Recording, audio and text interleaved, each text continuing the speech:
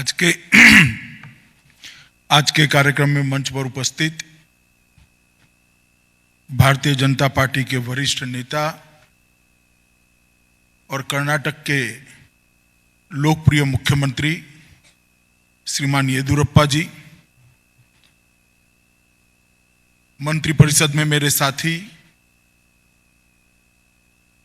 केंद्रीय मंत्री श्रीमान सदानंद गौड़ा जी, पार्लियामेंट्री अफेयर्स, कोयला और खदान विभाग के केंद्रीय मंत्री श्रीमान प्रहलाद जोशी जी, उप मुख्यमंत्री श्री गोविंद कारजोल जी, अश्वत्थ नारायण जी, आज जिन्होंने यहाँ अभी कर्नाटक गृह विभाग के लिए बड़ी डिटेल इंफॉर्मेशन दी है, ऐसे हमारे कर्नाटक के गृह मंत्री श्री बोम्बाई जी, मुख्य सचिव रवि कुमार जी, डीजीपी प्रवीण सूद जी, अति मुख्य सचिव गृह श्री रजनीश गोयल जी, यहाँ पर पधारे हुए सभी सांसदगण, मंत्रीगण, विधायकगण और इस कार्यक्रम को इस सभागार में और वर्चुअल तरीके से देखते हुए सभी प्यारे भाइयों और बहनों, सबसे पहले तो मैं सुबह से ही फॉग के कारण लगभग 3 घंटा देरी से मेरा कार्यक्रम चल रहा है, इसलिए आप सबसे क्षमा प्रार्थी हूं कि 3 घंटा लेट हमारा कार्यक्रम चल रहा है। मैं कोई लंबी बात करना भी नहीं चाहता, क्योंकि कर्नाटक के गृह मंत्री महोदय ने बहुत सारी बातें बताई हैं, मगर आज जब मैं आया हूं, अभी मकर संक्रांति गई है, तो कर्नाटक की जनता को 2 दिन बाद भी मैं मकर संक्रांति की बहुत शुभकामनाएं देना चाहता हूं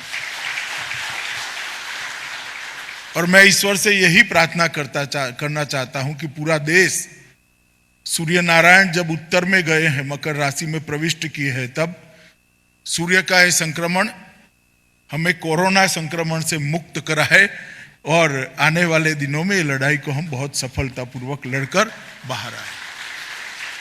आज वैसे भी कोरोना के खिलाफ हमारे देश की लड़ाई जो मोदी जी के नेतृत्व में हम लड़ रहे हैं, इसके लिए बहुत महत्वपूर्ण दिन है, क्योंकि आज ही सुबह देश के लोकप्रिय प्रधानमंत्री मोदी जी के कर कमलों से कोरोना के खिलाफ लड़ाई का एक महत्वपूर्ण पड़ाव वैक्सीनेशन का, टीकाकरण का आज शुरू हुआ है। और हम सब के लिए गर्व की बात है कि दोनों वैक्सीन, दोनों टीके जो आज से लगाना शुरू हुए हैं, ये दोनों भारत के अंदर बने हुए हैं, भारत के वैज्ञानिकों ने इसकी जांच के लिए करें। और 3-4 वैक्सीन भी जो भारत में बनी हुई है वो पाइपलाइन के अंदर है। तो एक प्रकार से पूरी दुनिया को कोरोना के खिलाफ लड़ने के लिए ये वैक्सीनेशन के प्रक्रिया जो चलने वाली है, उसमें मोदी जी के नेतृत्व में भारत ही विश्व का नेतृत्व करे, इस प्रकार की सिचुएशन अगले 1-2 महीने में हमें देखने को मिलेगी। मित्रों, आज कर्नाटक के अंदर भी लगभग 3000 स्थानों पर 100 लोगों को प्राथमिक रूप से आज टीका लगाने की शुरुआत हुई है।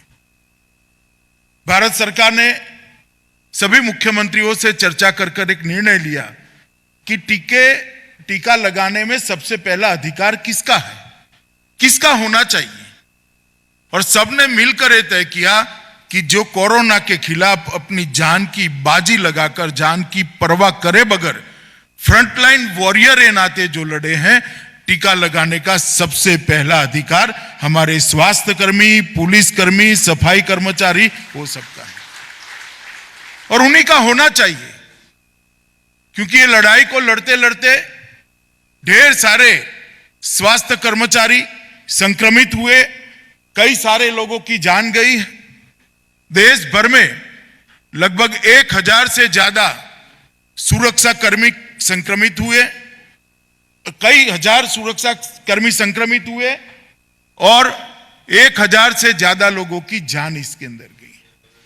तो जिन लोगों ने अपने जान की परवाह करे बगैर कोरोना के खिलाफ लड़ाई के अंदर अपना योगदान दिया है, उन्हीं का पहला अधिकार है कि जब वैक्सीनेशन की शुरुआत हो तो उनको ये वैक्सीनेशन लगाई जाए। मुझे दुख है कुछ वक्रदृष्टा लोग इसको भी वक्र दृष्टि से देख रहे हैं।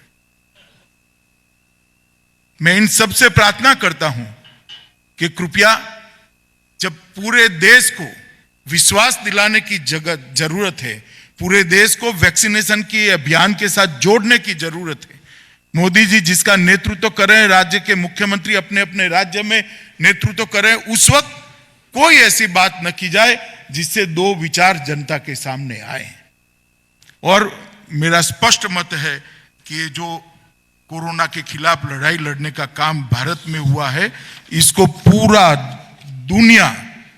पूरी दुनिया इसकी सराहना करती है। मित्रों, जब कोरोना का संकट आया तब दुनिया भर में बहुत सारी शंका कुशंकाएं थी।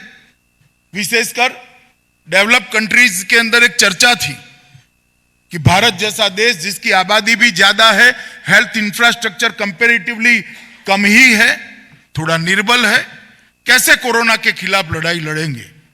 मगर आज जब वैक्सीनेशन शुरू हुई, आज से मुड़कर कोरोना आया तब तक का पूरे आंकड़े का अभ्यास करते हैं, एक कंपैरेटिव स्टडी करते हैं, तुलनात्मक अभ्यास करते हैं तो हमारे सामने आता है कि विश्व में सबसे अच्छी कोरोना के खिलाफ लड़ाई कहीं लड़ी गई है तो मोदी जी के नेतृत्व में भारत में लड़ी। 130 करोड़ की आबादी और लेबोरेटरी की भी सुविधाएं बहुत नहीं थी। पहले तो एक ही लेबोरेटरी थी, आज 2200 से ज्यादा लेबोरेटरी, 2000 से ज्यादा लेबोरेटरी काम कर रही हैं।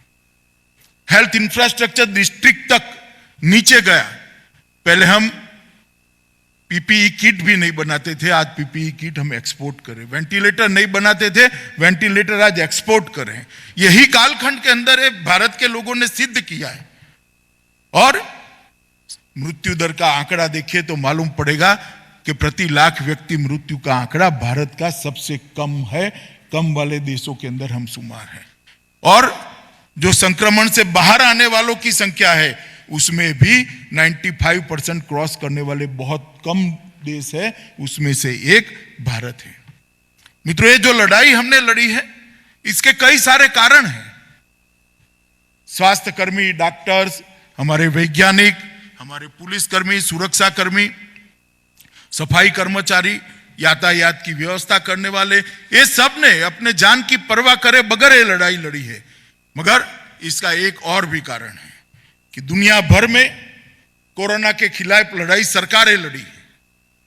सरकारें कोरोना के खिलाफ लड़ी है।